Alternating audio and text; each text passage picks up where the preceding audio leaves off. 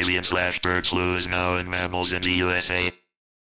And as the commies push the left and right into warring against themselves in the USA, Canada will be invaded by Russia and China, attacked and used for battleground in war on USA before Magog and Gog go and attack Israel. The wake up of the foolish and wise will wake up soon together.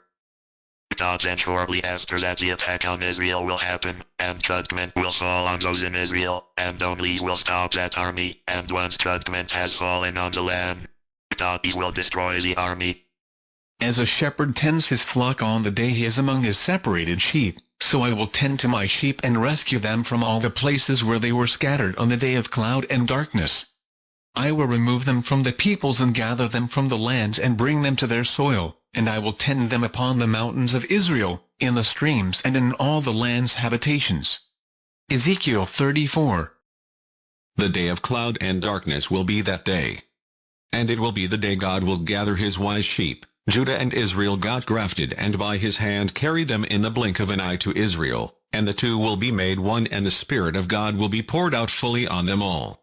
The woman was given the 2 wings of the great eagle, so that she could fly to her place in the desert, where she is taken care of for a season and 2 seasons and half a season, away from the serpent's presence.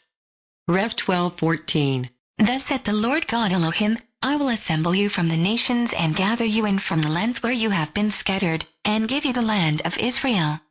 They will come there and remove all its detestations and all its abominations from it.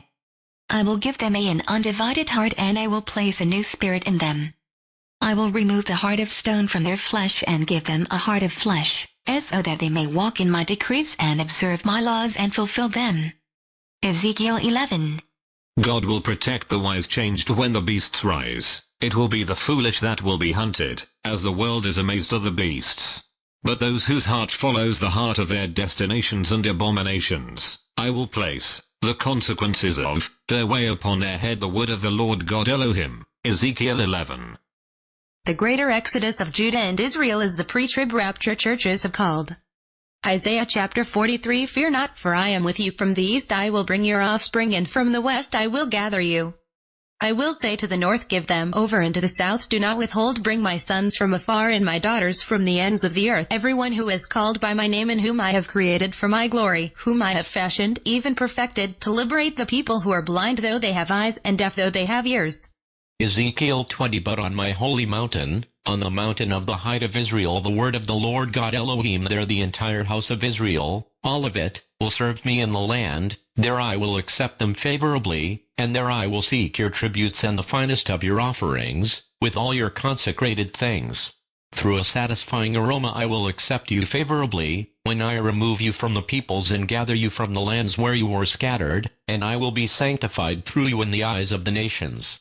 Then you will know that I am God, when I act with you for my name's sake, and not in accord with your evil ways and your corrupt deeds, O house of Israel. The word of the Lord God Elohim.